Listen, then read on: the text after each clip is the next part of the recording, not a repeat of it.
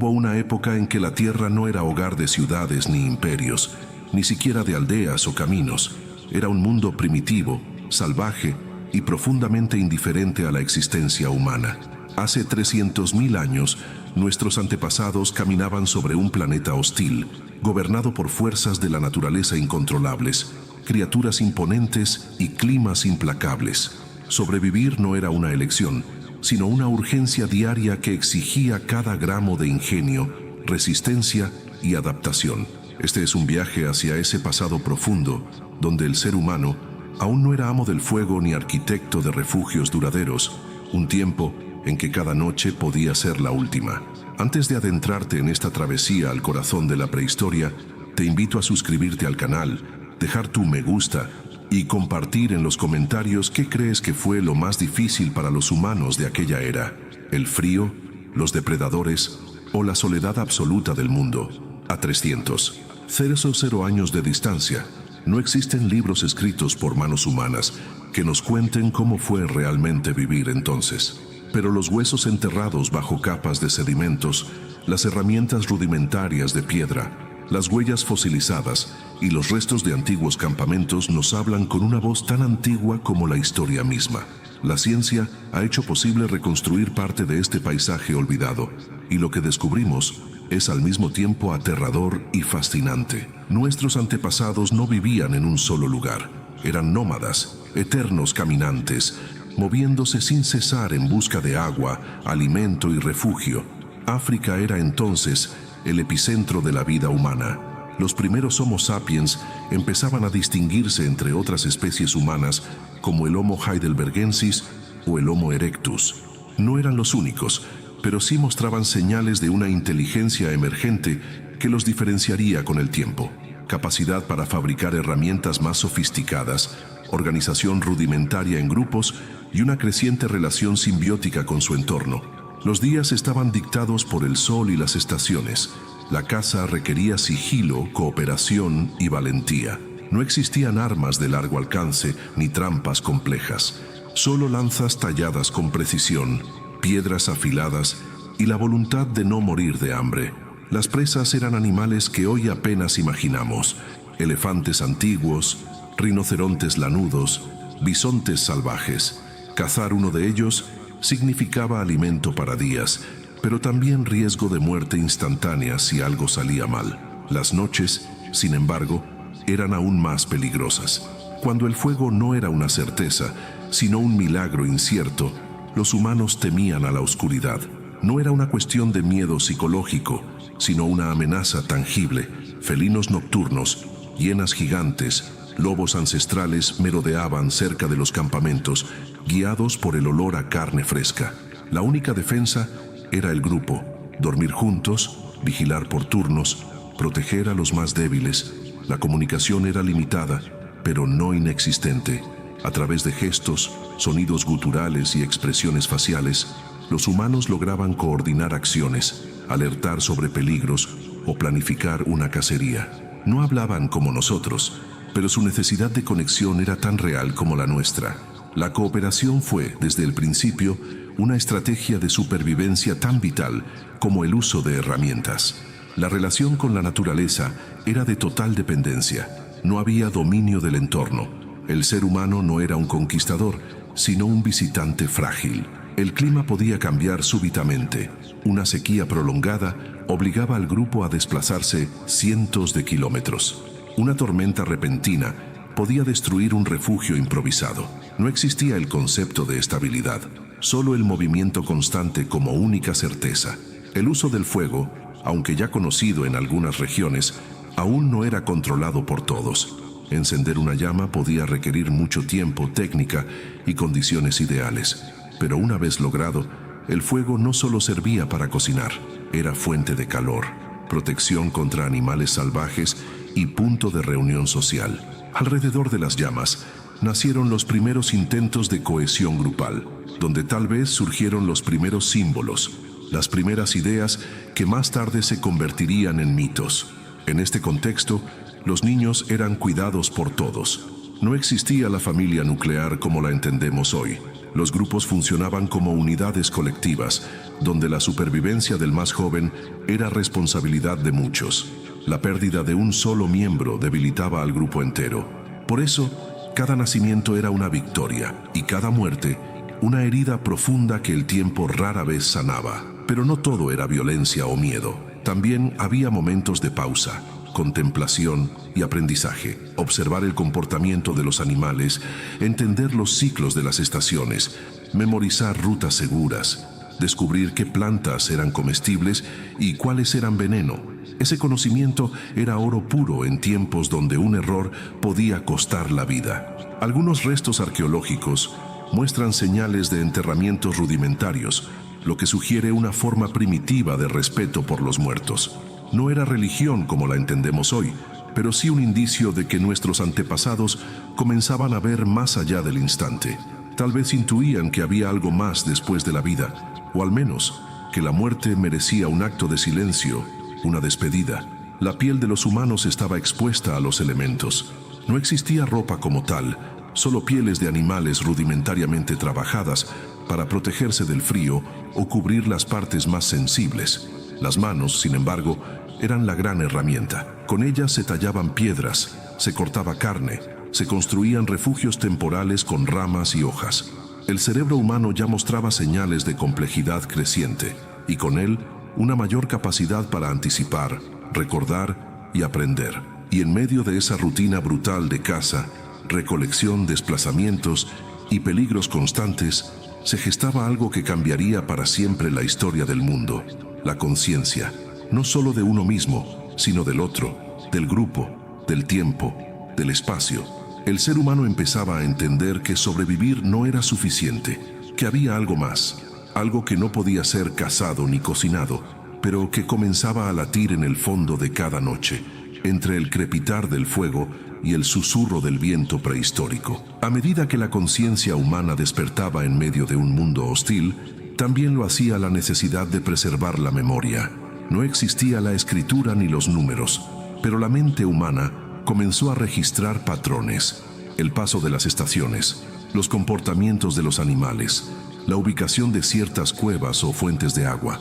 Estos recuerdos no se almacenaban en libros, sino en la palabra hablada, en la repetición oral y tal vez en los primeros símbolos grabados en piedra o madera. La cultura, en su forma más elemental, estaba naciendo. Los grupos humanos que habitaban distintas regiones de África y luego comenzaron su lenta expansión hacia Eurasia se enfrentaban a una geografía cambiante.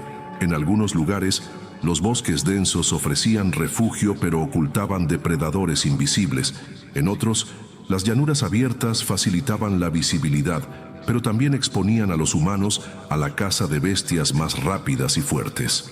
El entorno dictaba las reglas, y los humanos aprendían a base de errores y pérdidas cómo obedecerlas para sobrevivir. Durante este tiempo, los cazadores-recolectores desarrollaban un conocimiento casi instintivo del entorno natural. Sabían leer las huellas en el suelo, interpretar el vuelo de las aves, identificar señales sutiles en las nubes o en el comportamiento de los animales. Este saber no era transmitido en escuelas, sino en el vivir diario, en la observación constante. El aprendiz no era un niño sentado frente a un maestro, sino un joven que debía seguir al anciano en silencio, mirando con atención cómo se tallaba una herramienta o se preparaba una trampa con hojas y ramas. Las herramientas eran una extensión del cuerpo. Al principio, piedras afiladas por percusión servían para cortar carne o romper huesos. Más adelante, aparecieron hachas de mano más sofisticadas, puntas de lanza, raspadores. Cada objeto requería paciencia, técnica y una comprensión intuitiva del material. No cualquier piedra servía. Debía tener la dureza adecuada, la forma correcta. Los humanos comenzaron a seleccionar lugares específicos donde encontrar estos materiales, creando rutas de acceso, aunque aún no lo sabían. La organización social seguía siendo pequeña, basada en clanes o grupos familiares reducidos. La autoridad no se ejercía por la fuerza, sino por el conocimiento y la experiencia. Los ancianos eran memoria viva del grupo, y aunque el mundo prehistórico no era indulgente con la vejez, quienes lograban sobrevivir más allá de la juventud eran respetados por su sabiduría. No existían jerarquías rígidas, pero sí reconocimiento hacia quienes sabían más, los que encontraban agua en época de sequía, los que podían rastrear animales, los que sabían curar una herida. Enfermar era una sentencia incierta. No existían antibióticos ni medicina estructurada. Sin embargo, se han hallado restos de plantas medicinales junto a esqueletos humanos antiguos, lo que sugiere un uso rudimentario del conocimiento botánico. Algunas raíces aliviaban el dolor, otras ayudaban a reducir la fiebre o a detener infecciones leves. La capacidad de identificar estos recursos y compartir ese saber era vital para la supervivencia del grupo. En ciertos sitios arqueológicos se han descubierto restos humanos con fracturas que, sorprendentemente, muestran signos de haber sanado. Esto implica que el grupo cuidó de esa persona herida, la protegió, le proporcionó alimento mientras se recuperaba. Este comportamiento rompe con la idea de una prehistoria únicamente violenta y salvaje. También había espacio para la compasión, para la empatía primitiva que más tarde se convertiría en la base de las sociedades humanas.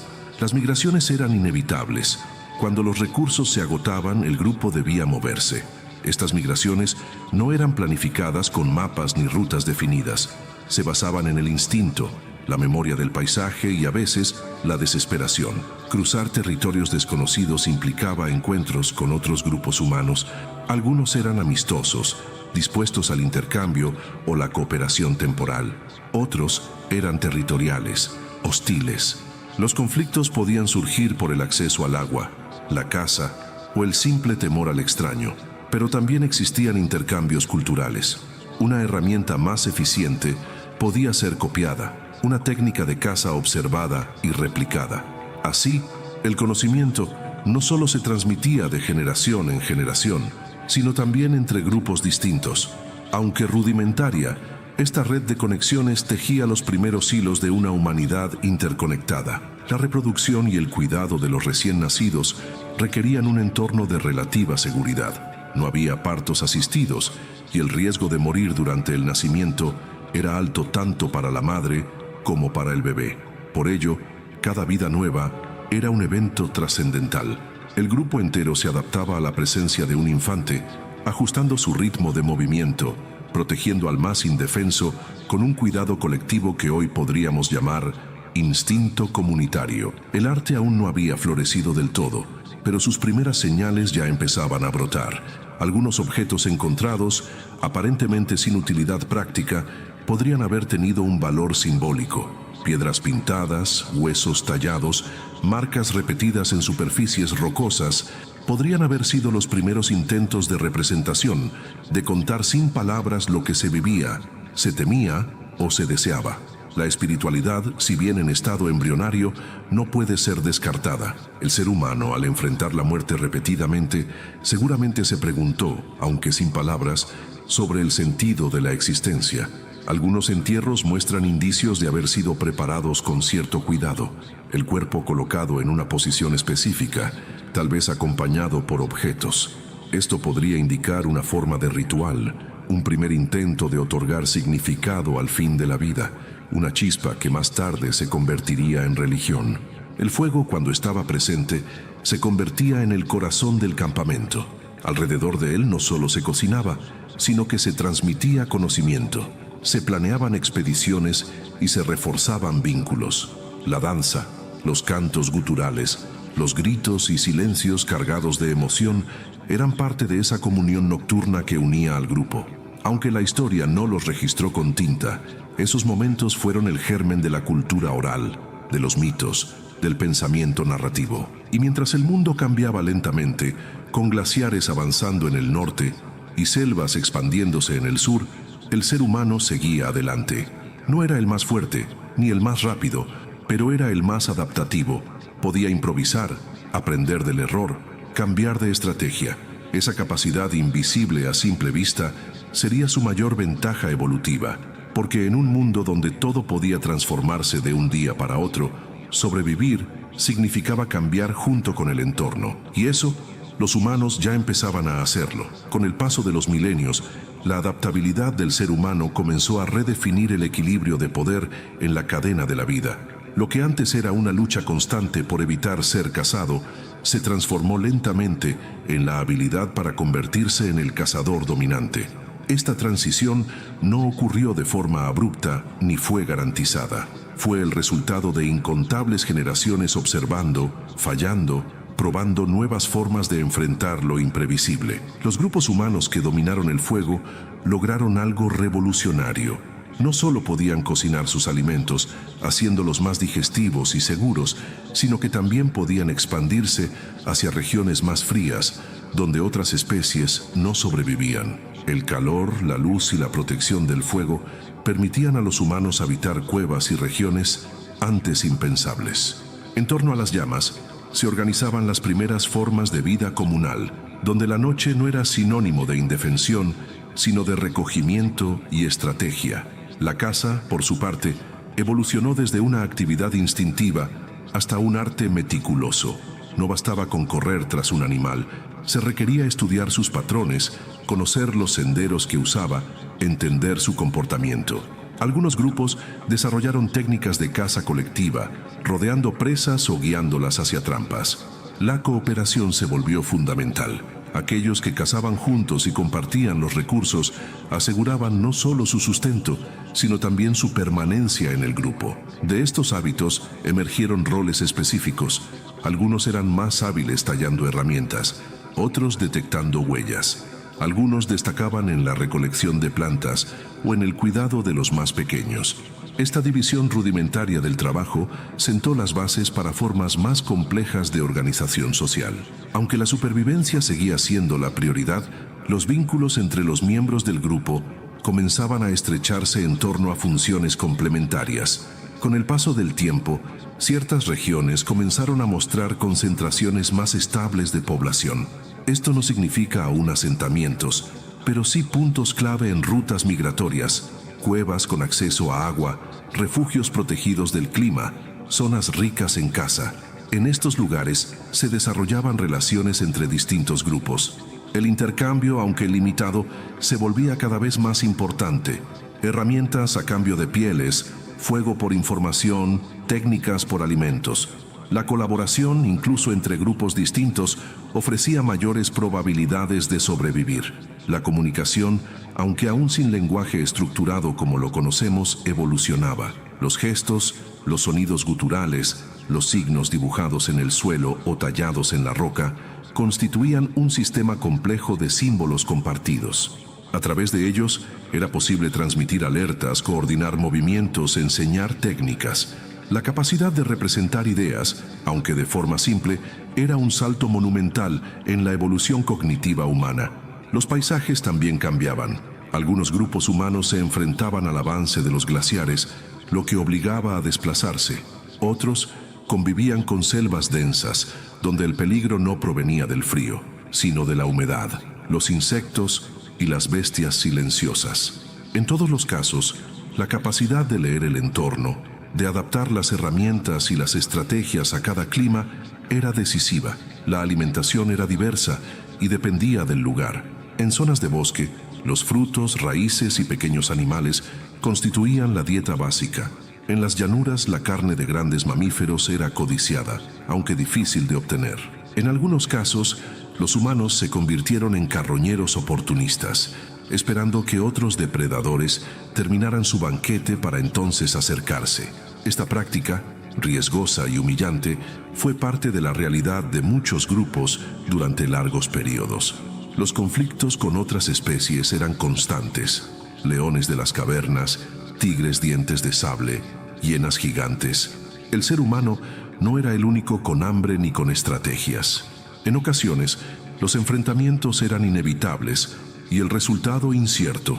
A veces, los humanos vencían, otras veces eran eliminados. La prehistoria fue también una historia de pérdidas, de linajes que no sobrevivieron, de rutas extinguidas antes de dejar rastro. Cada fósil hallado hoy es apenas un fragmento de ese gran rompecabezas. Sin embargo, también hubo momentos de ingenio inesperado. Algunos grupos comenzaron a usar trampas con zanjas ocultas o empujaban animales hacia acantilados para obtener carne sin entrar en combate directo. Estos métodos requerían no solo fuerza, sino planificación, trabajo en equipo y una comprensión cada vez más refinada del comportamiento animal. Era una casa inteligente, producto de siglos de observación y aprendizaje colectivo. Con el desarrollo de estas prácticas surgió un cambio importante: el tiempo. Ya no se vivía solamente en el presente inmediato. Los grupos humanos comenzaron a pensar en el mañana, conservar carne, guardar semillas, fabricar herramientas con anticipación. Esta capacidad de anticiparse, de imaginar el futuro, aunque fuera apenas el próximo día, es uno de los signos más claros del pensamiento simbólico. Los humanos, por primera vez, actuaban no solo para sobrevivir ahora, sino para sobrevivir después. Las mujeres, lejos de ocupar un rol pasivo, eran protagonistas en estas sociedades. Muchas eran recolectoras expertas, conocedoras de plantas medicinales, responsables de la transmisión del conocimiento. También participaban en la caza, el procesamiento de alimentos y el cuidado de las herramientas. La división del trabajo no respondía aún a patrones rígidos de género, sino a habilidades, edad y necesidades específicas del grupo. La muerte era una constante, y con ella el miedo, pero también el respeto. Algunos restos hallados muestran signos de haber sido enterrados con cuidado, incluso con flores u objetos cercanos. Aunque no podamos conocer con certeza su significado, es posible que estos actos fueran expresiones tempranas de duelo, de memoria o incluso de una vaga noción de trascendencia. La vida no terminaba en el cuerpo, al menos no para quienes quedaban atrás. Las estaciones marcaban ciclos duros. El invierno traía escasez, enfermedades, frío extremo. El verano, sequía y exposición. Cada estación obligaba al grupo a cambiar, a adaptarse. Se desarrollaron calendarios naturales, no escritos, pero memorizados. Cuándo migraban ciertos animales, cuándo brotaban los frutos, cuándo era seguro cruzar un río. Esta sabiduría acumulada, mantenida por la tradición oral, era uno de los tesoros más valiosos del grupo. A pesar de todo, la humanidad persistía. Las huellas que dejaron en cuevas, las herramientas abandonadas, los huesos encontrados siglos después, hablan de una lucha silenciosa, pero decidida. No había certeza alguna de éxito, y sin embargo, continuaban. El hambre, la enfermedad, el exilio, todo podía destruirlos. Pero algo en ellos, una chispa, un impulso inextinguible, los empujaba siempre hacia adelante. Y fue ese impulso el que, poco a poco, comenzó a esbozar lo que un día sería la civilización. La aparición del pensamiento simbólico marcó una frontera definitiva entre el instinto puro y la conciencia en expansión. Fue como si, en medio del caos natural, surgiera una nueva herramienta tan poderosa como el fuego o la lanza, la imaginación. En diversas regiones, casi al mismo tiempo, empezaron a surgir señales de que el ser humano ya no solo actuaba para sobrevivir, sino también para representar el mundo. En las paredes de las cuevas, manos impregnadas de pigmento rojo, amarillo y negro dejaron su huella. Escenas de caza, animales míticos, figuras humanas con proporciones alteradas, símbolos repetidos una y otra vez. Estas expresiones no eran simples decoraciones. Eran intentos de codificar el entorno, de contar historias, de invocar algo más allá de lo visible. Lo invisible comenzaba a formar parte de la experiencia humana. Los pigmentos eran extraídos de minerales, plantas, carbón, mezclados con grasa animal o saliva. Las pinturas no se improvisaban, eran obras cuidadosamente ejecutadas, probablemente bajo rituales. Algunas cuevas están ubicadas en lugares difíciles de acceder, lo que sugiere un propósito ceremonial. Aquellos lugares oscuros, silenciosos y húmedos se transformaban en templos primitivos, donde el arte era también magia, y donde cada trazo podía ser una oración, una invocación, una advertencia. Mientras tanto, la tecnología lítica seguía desarrollándose. Las herramientas se volvieron más refinadas. Las hachas eran talladas con mayor simetría, las puntas de lanza más afiladas, y comenzaron a aparecer los primeros indicios del uso de hueso y marfil para fabricar utensilios. Algunos grupos incluso empezaron a perforar pequeñas cuentas para colgantes, probablemente usados como amuletos o señales de pertenencia. La estética y la utilidad comenzaban a mezclarse. La organización social se volvía más compleja. Ya no se trataba solo de sobrevivir, sino de proteger un legado. Los grupos se constituían en torno a líderes no necesariamente por su fuerza física, sino por su conocimiento del entorno, por su capacidad de prever tormentas, de leer rastros, de recordar historias del pasado. Se podría decir que surgían los primeros sabios, los ancestros de los chamanes, los guardianes de la memoria colectiva. Con la estabilización del clima tras el final de la última gran glaciación, hace unos 12.000 años, muchos grupos comenzaron a experimentar con un cambio radical: dejar de moverse. El sedentarismo no ocurrió de la noche a la mañana. Fue un proceso lento, impulsado por la observación de la naturaleza. Las semillas que caían cerca de los campamentos germinaban. Algunos animales, como las cabras salvajes o los jabalíes, podían ser mantenidos cerca. Lo que era una oportunidad se convirtió en experimento. Lo que era experimento se convirtió en cambio irreversible. Así nació la agricultura. Cultivar significaba asumir riesgos distintos.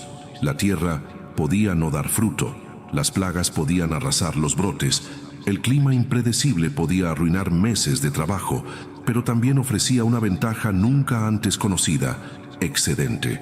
Por primera vez en su historia, el ser humano tenía más de lo que necesitaba para ese día, y con ello nació el concepto de propiedad, de acumulación, de desigualdad. Donde antes todos compartían porque no había opción, ahora algunos empezaban a almacenar. Los graneros, las vasijas llenas de grano, los corrales, eran signos de poder. El que tenía más podía intercambiar, negociar, controlar. Esto no solo transformó la economía de la subsistencia, sino también las relaciones humanas. Surgieron las jerarquías, los clanes dominantes, los conflictos internos.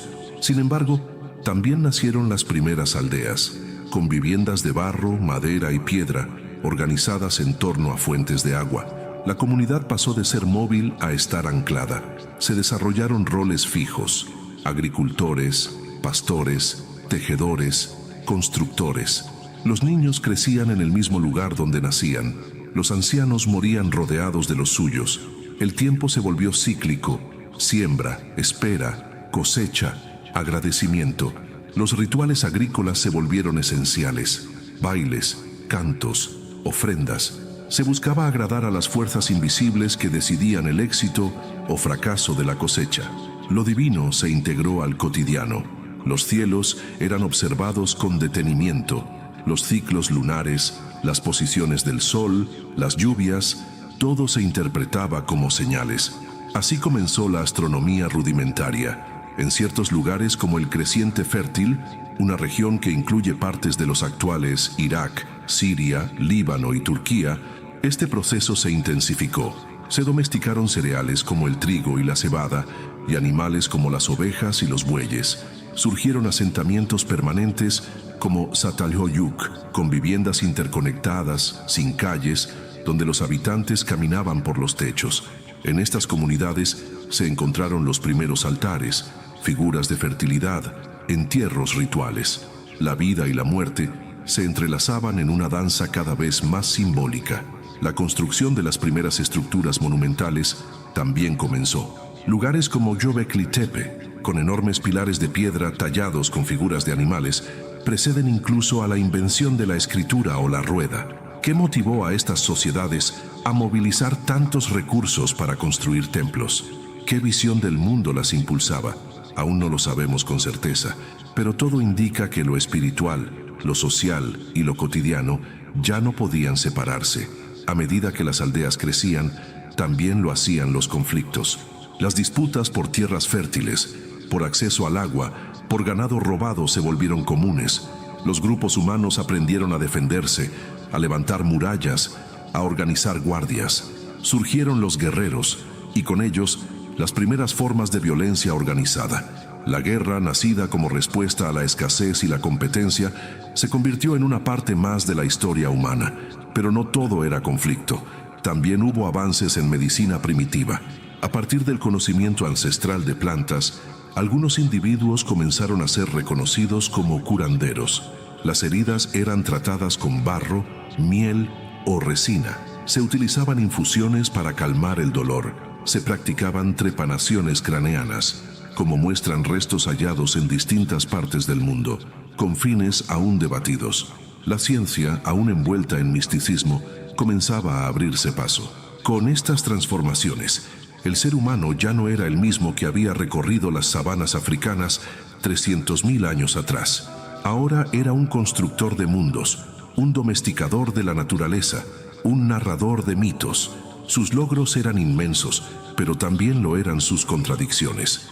Donde había cooperación, también había control. Donde había ritual, también había dominación. La prehistoria se acercaba a su fin, pero los desafíos apenas comenzaban. El lenguaje, que alguna vez fue apenas un eco gutural en la garganta de un ancestro, ahora se había convertido en una herramienta compleja, no solo para nombrar cosas, sino para explicar lo inexplicable, para transmitir sueños, advertencias, esperanzas. Las palabras tejían la historia, creaban la identidad del grupo, guiaban las decisiones. La tradición oral se convirtió en el puente entre generaciones, y fue ese lenguaje el que algún día escribiría las primeras palabras en piedra. Las palabras esculpidas en piedra no fueron el inicio de la historia, sino la culminación de un proceso milenario. Antes de los jeroglíficos, antes de las tablillas de arcilla y los pergaminos, la memoria humana había sido un río oral que atravesaba generaciones. Las historias contadas junto al fuego eran la escuela, el templo y la ley. Pero con la escritura, algo cambió para siempre. La historia dejó de depender de la memoria. El pensamiento comenzó a fijarse, a acumularse, a evolucionar más allá del tiempo. A medida que las aldeas se expandieron, se transformaron en pueblos y luego en las primeras proto-ciudades. Las necesidades crecieron. Era necesario administrar cosechas, registrar nacimientos, medir terrenos, calcular el paso del tiempo, organizar los tributos. Así nacieron los primeros sistemas de notación. En Mesopotamia, los sumerios utilizaron la escritura cuneiforme. En Egipto, los jeroglíficos adornaban templos y tumbas. La humanidad estaba entrando en una nueva era, pero las huellas de la prehistoria seguían vivas bajo la superficie. En este punto, el ser humano ya había domesticado no solo animales, sino también su entorno. Los ríos eran desviados, los campos sembrados con precisión matemática, los caminos trazados para el comercio. El intercambio de bienes entre comunidades distantes revelaba un nivel de organización impensable siglos antes. El trueque dio paso a formas primitivas de economía más complejas. El poder no solo se medía por la fuerza bruta, sino por la capacidad de administrar, convencer, gobernar. Y con el poder vino el mito. Las antiguas civilizaciones no separaban lo divino de lo natural. El sol no era una estrella distante, era un dios. La lluvia no era un fenómeno climático, era una bendición o un castigo. Los relámpagos eran señales del más allá. Las montañas eran moradas de espíritus. Cada aspecto del entorno tenía un alma, un propósito, un mensaje. Los primeros sacerdotes y sacerdotisas fueron intérpretes del cielo. Su función era mantener el equilibrio entre el mundo visible y el invisible. Estas creencias no eran meros caprichos. Servían para explicar lo inexplicable, para calmar el miedo ante la muerte, para justificar las reglas sociales. ¿Por qué unos nacen ricos y otros pobres? ¿Por qué una tribu domina a otra? ¿Por qué debemos obedecer a quien lleva una corona o una máscara? El mito era, en muchos sentidos, la primera forma de ideología. No obstante, la espiritualidad no era únicamente un instrumento de poder. También ofrecía consuelo, sentido, pertenencia. Las ceremonias de paso, los rituales funerarios, las fiestas agrícolas, todo contribuía a fortalecer la identidad colectiva. Al enterrar a sus muertos con objetos, flores o alimentos, los antiguos daban un paso más allá de la supervivencia. Mostraban compasión, esperanza, fe. Pero la historia de la humanidad no avanza en línea recta. Por cada avance hay una caída. Por cada descubrimiento una amenaza. A medida que las comunidades crecían, también lo hacían los conflictos. Las guerras ya no eran simples escaramuzas entre clanes, eran campañas organizadas, con ejércitos, estrategias, armas especializadas. El bronce, mezcla de cobre y estaño, dio lugar a espadas más resistentes, a escudos más duraderos, a lanzas más mortales. Las primeras fortalezas se alzaron en lo alto de colinas, protegidas por muros imponentes. La arquitectura dejó de ser solo funcional para volverse símbolo de poder. Palacios, templos, tumbas monumentales. Cada piedra era una declaración de dominio sobre la tierra y sobre los demás. La desigualdad se hizo estructural. Los reyes afirmaban descender de los dioses. La ley se inscribía en piedra, inmutable, absoluta. Sin embargo, incluso en medio de la opresión, la creatividad florecía. Las primeras escuelas formaban escribas, astrónomos, médicos, ingenieros.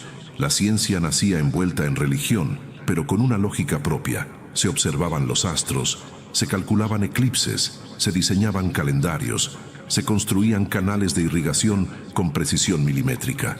La humanidad ya no era un juguete de la naturaleza, comenzaba a entender sus mecanismos. Aún así, la vida cotidiana seguía siendo difícil. Las enfermedades, la pobreza, el trabajo extenuante eran moneda común. La mayoría vivía al margen de los templos y palacios, en chozas de barro, trabajando los campos desde el amanecer hasta la noche. Pero incluso allí, en lo más humilde, persistía una fuerza indestructible: la comunidad, las redes de ayuda, las celebraciones colectivas, las historias contadas por los abuelos mantenían viva una llama que ninguna tiranía podía apagar. Los antiguos sabían que la supervivencia no dependía solo de la fuerza individual, sino del tejido invisible que unía a las personas. Compartir, cuidar, recordar, a través de estas acciones, transmitían no solo conocimiento, sino también humanidad. Esa fue la gran herencia de los tiempos prehistóricos. No solo la invención de herramientas o técnicas, sino la creación de vínculos que daban sentido a la existencia. En América, África, Asia, Europa y Oceanía, los procesos fueron diversos, pero compartían un patrón profundo. En cada rincón del planeta, los humanos buscaron adaptarse, prosperar, trascender. Algunas culturas alcanzaron niveles de sofisticación sorprendentes. En el actual Perú, por ejemplo, la civilización caral construyó templos y centros urbanos hace más de 5.000 años, sin haber conocido aún la cerámica. En África subsahariana, los Nok desarrollaron esculturas de terracota antes de que otras regiones descubrieran el hierro. La diversidad de caminos no niega la unidad del impulso humano. Desde los primeros pasos fuera de África hasta los asentamientos en los polos, todo revela una misma constante: la capacidad de imaginar, de transformar, de resistir. Incluso frente a catástrofes naturales, epidemias o guerras, el ser humano regresaba, reconstruía, reinventaba, como si la memoria de millones de años de lucha estuviera grabada en sus huesos. Y mientras los primeros imperios nacían y caían, mientras las fronteras eran trazadas con sangre, una pregunta persistía en lo profundo de la conciencia humana: ¿quiénes somos? Las respuestas eran múltiples: hijos de dioses, guardianes del orden, amos de la tierra. Pero ninguna bastaba. Había un vacío, una búsqueda, una inquietud. Lo que había comenzado como instinto de supervivencia, ahora se convertía en necesidad de sentido. Las grandes religiones surgirían siglos después, las filosofías también, pero ya en la prehistoria estaban plantadas las semillas. El ser humano se había transformado de presa en cazador, de nómada en agricultor, de artesano en constructor de ciudades, pero aún no había descubierto la dimensión más profunda de sí mismo: la autoconciencia plena, la reflexión sobre su lugar en el cosmos. Y ese momento, cuando finalmente comenzamos a escribir sobre nosotros mismos, no solo para contar lo que hacíamos, sino para preguntar por qué lo hacíamos, marcaría el fin de la prehistoria y el inicio de otra era. Una era que, aunque separada por miles de años, aún resuena en cada uno de nosotros, porque en nuestras dudas, en nuestros miedos, en nuestras esperanzas, sigue latiendo el eco de aquellos que, hace 0 años, se enfrentaron a un mundo salvaje con nada más que sus manos, su ingenio y su fe en el mañana. Los ecos del pasado no mueren, solo se transforman. Mientras las civilizaciones emergían con sus templos y ejércitos, aún subsistían en los márgenes los descendientes de aquellos antiguos nómadas que no habían abrazado del todo la vida sedentaria. Grupos que seguían cazando, recolectando, vagando por bosques, estepas y desiertos. Aunque el mundo parecía inclinarse hacia la urbanización y la centralización del poder, la diversidad de formas de vida persistía. recordando que la prehistoria no se apagaba de un día para otro, sino que coexistía con la historia por mucho tiempo. Al norte, los pueblos de Europa continuaban sus propias rutas de desarrollo. En las Islas Británicas, por ejemplo, hace más de 4000 años, surgía un enigmático círculo de piedras conocido como Stonehenge. Su función exacta aún es motivo de debate, pero su existencia demuestra una sofisticación sorprendente en arquitectura, astronomía y organización comunitaria. No era una sociedad primitiva en el sentido simple de la palabra. Era una humanidad distinta, con conocimientos, símbolos y aspiraciones que solo ahora comenzamos a comprender. Del otro lado del océano, en lo que hoy llamamos América, florecían culturas como la de los olmecas, los primeros grandes escultores del continente. Tallaban cabezas colosales en piedra, algunas de más de 2 metros de altura. ¿Cómo lo lograban sin herramientas metálicas ni bestias de carga? Ese misterio continúa asombrando a arqueólogos. Pero más allá de lo técnico, lo que esas cabezas gigantes expresan es algo profundamente humano. El deseo de dejar una marca, de decir, estuvimos aquí. La lucha por la supervivencia ya no era solamente contra los elementos o los animales salvajes. Ahora era también una batalla contra el olvido. La memoria se volvía una forma de resistencia, una necesidad vital. Por eso nacieron los rituales, los monumentos, las canciones, las pinturas rupestres. Era la forma de perpetuar lo aprendido, de no empezar desde cero con cada generación. Lo que una comunidad sabía debía transmitirse como un tesoro invisible. En África, cuna de la humanidad, el legado continuaba vibrando con fuerza. En regiones como el Valle del Nilo, los antiguos egipcios habían ya empezado a erigir sus pirámides, perfeccionando técnicas de construcción que aún hoy asombran. Pero en zonas menos documentadas del continente, también florecían culturas que dominaban el arte de la fundición del hierro, como los pueblos bantúes, que comenzarían sus migraciones hacia el sur, llevando consigo tecnologías, lenguas, cultivos y visiones del mundo. Este proceso de expansión y adaptación era una constante universal. Los seres humanos, desde sus orígenes, no fueron estáticos. Eran caminantes por naturaleza, impulsores de migraciones masivas que alteraban ecosistemas, paisajes y culturas. Donde llegaban, dejaban huellas. En ocasiones, las huellas eran benéficas: riego, domesticación, alianza. En otras, destructivas: saqueo, esclavitud, guerra. Pero en todas había un aprendizaje. Con el paso de los siglos, esa capacidad de aprender, acumular saber y compartirlo fue lo que nos diferenció del resto de las especies. No éramos los más fuertes, ni los más veloces, ni los más resistentes, pero sí éramos los mejores en observar, adaptarnos, anticipar y sobre todo en imaginar, porque incluso cuando el alimento escaseaba y la noche parecía eterna, el ser humano imaginaba un mundo mejor, una cosecha abundante, un mañana con menos dolor. Esa imaginación era también motor de invención. Así nacieron la rueda, el arado, la vela, el calendario, el número, la palabra escrita. Cada objeto, cada herramienta, era una extensión del cuerpo humano, pero también de su mente. A través de esos avances, poco a poco, el entorno dejó de ser un enemigo constante.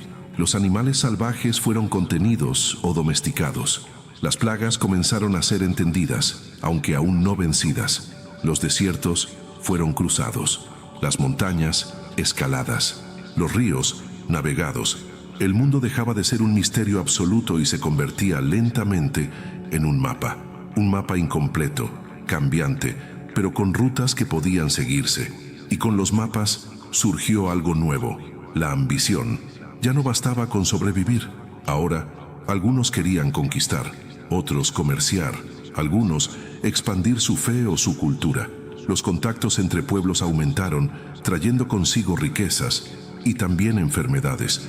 Donde antes había aislamiento, ahora había mestizaje. Las tecnologías viajaban, pero también los conflictos. Las civilizaciones chocaban, se influenciaban, se destruían. La historia se aceleraba, pero la esencia humana seguía intacta. La vida diaria, sin embargo, no se medía en grandes guerras ni en la fundación de imperios. Se medía en el trabajo del campo, en la crianza de los hijos, en la búsqueda del agua, en la preparación del pan. Cada jornada era una epopeya silenciosa. Y en esos actos simples, repetidos durante siglos, se construía la base de todo lo que hoy damos por sentado. Es fácil olvidar que cada tecnología actual, desde una lámpara hasta un satélite, tiene su raíz en una chispa encendida por manos callosas junto a una cueva. Que cada estructura moderna, desde un hospital hasta una universidad, es heredera de las primeras chozas levantadas con ramas y barro. Que cada palabra que hoy pronunciamos es nieta de los primeros gruñidos convertidos en lenguaje. Pero quizás lo más asombroso de todo no sea lo que construimos fuera de nosotros, sino lo que construimos dentro: la moral, la empatía, la compasión, el arte. ¿En qué momento un ser humano, al ver morir a un compañero, no solo sintió tristeza, sino necesidad de consuelo? ¿En qué momento dejó de matar por instinto y comenzó a reflexionar sobre el bien y el mal? ¿Cuándo apareció por primera vez el acto de perdonar, de compartir sin esperar algo a cambio? Estas preguntas no tienen una respuesta precisa, pero sus rastros están presentes en los vestigios más antiguos. En una tumba decorada con flores, en una piedra tallada con símbolos abstractos, en un hueso curado con dedicación. Esos gestos mínimos son monumentos a la humanidad que nació mucho antes de la historia escrita. Una humanidad que se hizo a sí misma a través del amor, del miedo, del cuidado, de la pérdida. Mientras más estudiamos el pasado, más comprendemos que los llamados prehistóricos no eran seres salvajes ni inferiores. Eran exploradores, inventores, soñadores. Eran como nosotros, pero en otro tiempo, y sus logros, muchas veces ignorados, son la base sobre la cual se levantó nuestra civilización. A medida que nos acercamos al final de este viaje por los 300.000 años de historia oculta, una certeza comienza a emerger. La verdadera historia no está escrita solo en los libros, ni encerrada en museos. Está viva en cada gesto humano, en cada acto de creación, en cada paso dado hacia lo desconocido. Y aún queda mucho por descubrir. Aquel impulso por descubrir, por avanzar hacia lo inexplorado, no fue exclusivo de las civilizaciones antiguas. Ya estaba presente mucho antes de que existieran mapas, brújulas o ciudades.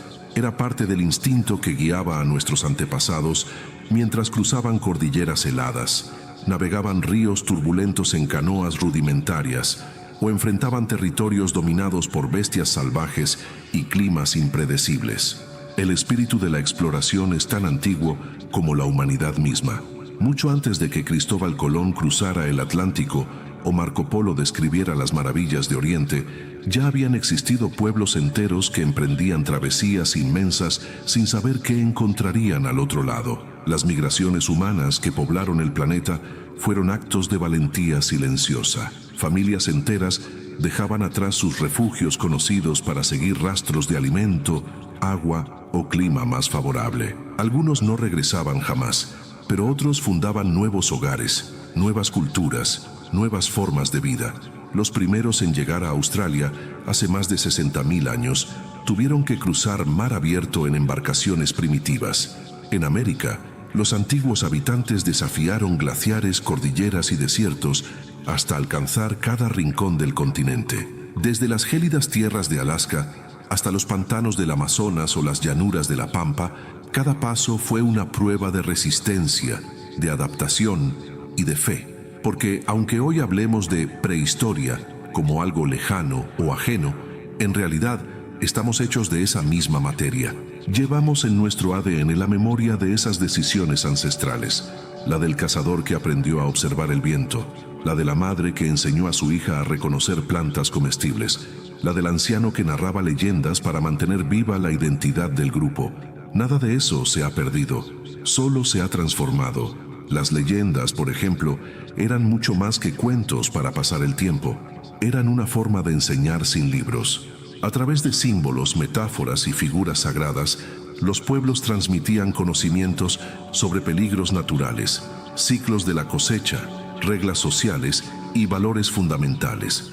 Esas historias orales eran, en esencia, las primeras bibliotecas de la humanidad. La religión, por su parte, no era simplemente una creencia en dioses, sino una forma de explicar lo inexplicable.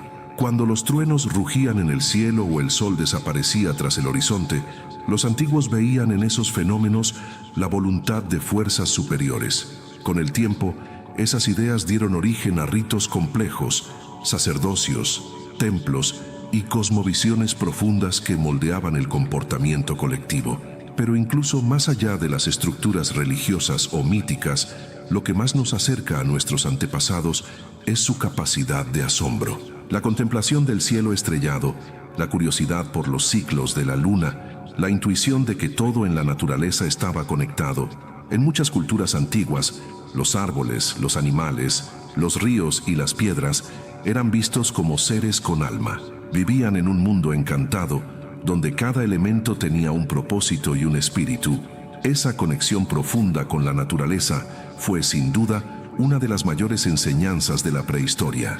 Los antiguos sabían que no eran dueños de la tierra, sino parte de ella. Respetaban los ciclos, no cazaban más de lo necesario, agradecían al animal que ofrecía su vida, pedían permiso a los ríos antes de cruzarlos. No porque fueran supersticiosos, sino porque entendían de forma intuitiva lo que hoy la ciencia confirma: todo está interrelacionado. Lamentablemente, con la llegada de la agricultura intensiva y la propiedad privada, esa visión comenzó a cambiar. El entorno dejó de ser un compañero sagrado y se convirtió en un recurso a explotar. Las primeras ciudades trajeron consigo organización, pero también desigualdad. Los alimentos ya no eran compartidos de forma equitativa. Aparecieron los excedentes y con ellos la codicia. Donde antes había cooperación, surgió el dominio.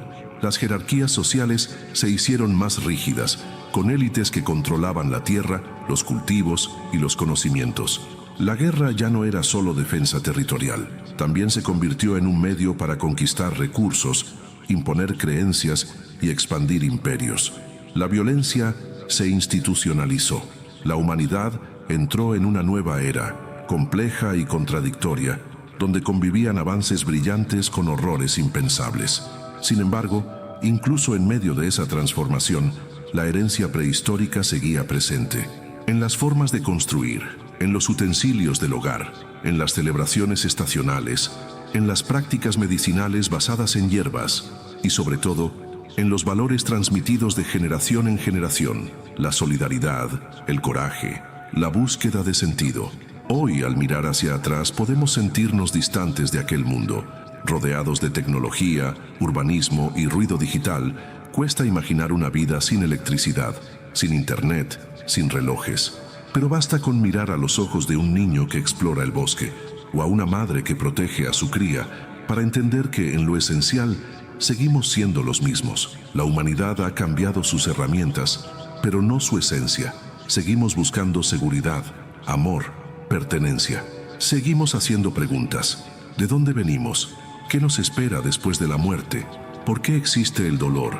Preguntas que ya rondaban la mente de nuestros antepasados mientras contemplaban las estrellas desde la entrada de sus cuevas. Quizá por eso nos fascinan tanto los hallazgos arqueológicos. No es solo curiosidad histórica, es una necesidad profunda de reencontrarnos con nuestra raíz. Cada fósil, cada pintura rupestre, cada tumba antigua nos recuerda que no estamos solos en el tiempo, que miles de generaciones nos precedieron y que su sangre corre por nuestras venas. No somos los primeros y tampoco seremos los últimos. La historia que hemos recorrido hasta aquí es una de adaptación constante, de descubrimiento, de reinvención. Pero aún no hemos llegado al final. Falta el último paso: comprender cómo todo ese pasado construyó no solo nuestro cuerpo y cultura, sino también nuestra alma colectiva. Porque lo verdaderamente asombroso no es que hayamos sobrevivido, sino que hayamos sabido, incluso en la oscuridad más profunda, soñar con la luz. Y esa luz nos guía hacia la conclusión de esta travesía. Mientras los siglos pasaban, la humanidad fue dejando atrás las cavernas, los climas extremos y la constante amenaza de la extinción. Pero en esa aparente evolución hacia la seguridad, algo más profundo empezó a cambiar. La vida ya no era solamente una lucha por la supervivencia física, sino también por la supervivencia del alma, del sentido, de la conexión con lo que alguna vez fuimos. Los primeros asentamientos, con sus herramientas de piedra y barro, dieron paso a aldeas y luego a ciudades. Aparecieron los caminos, los mercados, las leyes, Surgieron los templos, los ejércitos, los escribas.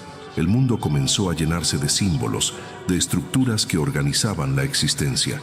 La historia por fin empezaba a escribirse, pero lo que llamamos historia oficial solo captura un fragmento de lo que verdaderamente somos. La prehistoria no desapareció, vive en nosotros, está en los reflejos que nos salvan, en los miedos ancestrales que sentimos ante la oscuridad, en la necesidad de pertenecer a un grupo, en el deseo instintivo de proteger a quienes amamos. Somos civilizados en la superficie, pero profundamente antiguos en lo esencial. Cada avance tecnológico ha sido una extensión de un instinto antiguo. La lanza se convirtió en rifle, el fuego en electricidad, la cueva en rascacielos. Pero los impulsos que los originaron siguen siendo los mismos: defendernos, cobijarnos, buscar claridad en medio del caos y sobre todo seguir adelante. Hoy en día, en un mundo donde millones viven en grandes ciudades, donde la inteligencia artificial predice nuestros movimientos y donde podemos observar galaxias lejanas desde la palma de la mano, todavía enfrentamos preguntas que nuestros antepasados también se hacían junto al fuego. ¿Quién soy? ¿Por qué existo? ¿Qué sentido tiene el sufrimiento? ¿Hay algo más allá de la muerte? Esas preguntas han persistido, no porque no hayamos avanzado, sino porque son el motor mismo del avance. Cada descubrimiento, cada idea revolucionaria, cada poema, cada oración, nace de la misma necesidad profunda de comprender lo inexplicable. Lo que nuestros ancestros sabían, y que hoy a veces olvidamos, es que la respuesta no siempre está afuera.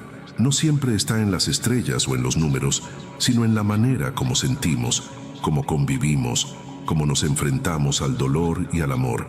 La verdadera sabiduría no se mide en bits, sino en la capacidad de vivir en armonía con lo que nos rodea. Y es aquí donde la prehistoria nos ofrece su lección más poderosa.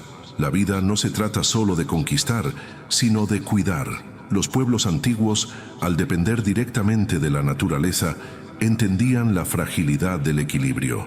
No podían darse el lujo de olvidar que el agua, el fuego, la tierra y el aire eran sus verdaderos aliados. La arrogancia significaba la muerte, la humildad, la supervivencia. Por eso hoy, en un planeta que enfrenta crisis climáticas, pérdida de biodiversidad y desconexión emocional, mirar al pasado no es una nostalgia vacía, es una guía, una advertencia, un espejo. Debemos recuperar esa conciencia ancestral. No se trata de volver a las cavernas ni de renunciar a los avances. Se trata de integrar la sabiduría del pasado con la inteligencia del presente. Volver a escuchar al río antes de contaminarlo. Volver a agradecer al sol por darnos vida. Volver a reunirnos en torno al fuego, físico o simbólico, para compartir historias, miedos y esperanzas. Porque cada vez que encendemos una vela en medio de la oscuridad, cada vez que miramos a un niño con ternura, cada vez que sentimos asombro ante una noche estrellada, estamos recordando algo que habita en lo más profundo de nuestra memoria genética. Fuimos, somos y seremos parte de algo mucho más grande. Y ese algo no se limita al ser humano.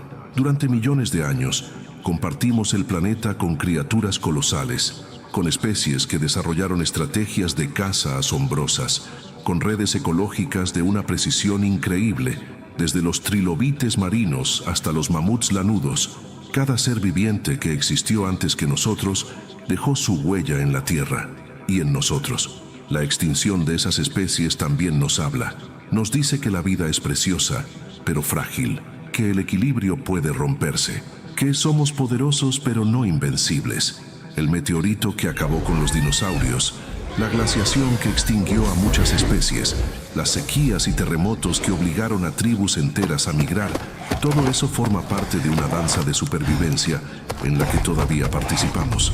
Hoy tenemos la oportunidad de escribir el próximo capítulo de esa historia con conciencia. Podemos ser destructores o guardianes. Podemos vivir como si fuéramos los dueños del planeta o como si fuéramos sus hijos agradecidos. Esa es la elección que se nos presenta, y entender cómo vivían nuestros antepasados hace 300.000 años puede ser la clave para tomar la decisión correcta, porque si ellos con tan poco fueron capaces de adaptarse, resistir y crear significado, ¿qué no podríamos hacer nosotros con todo lo que tenemos? La evolución no es solo biológica, es también espiritual. Es la capacidad de aprender de nuestros errores, de cuidar de los demás, de mirar más allá de uno mismo. En ese sentido, cada acto de compasión, cada gesto de respeto por la vida, es una victoria sobre la barbarie. Así termina este viaje a lo más profundo de nuestra historia. Un viaje que no ha sido hacia el pasado, sino hacia el interior, hacia ese lugar donde aún viven los ecos del primer fuego, los susurros de la primera historia contada, la emoción del primer amanecer. Nuestros ancestros no eran salvajes sin alma, eran sabios de otra manera, maestros de la adaptación, poetas del silencio, sobrevivientes del olvido. Y al recordarlos, no solo los honramos, nos reencontramos con lo que realmente somos.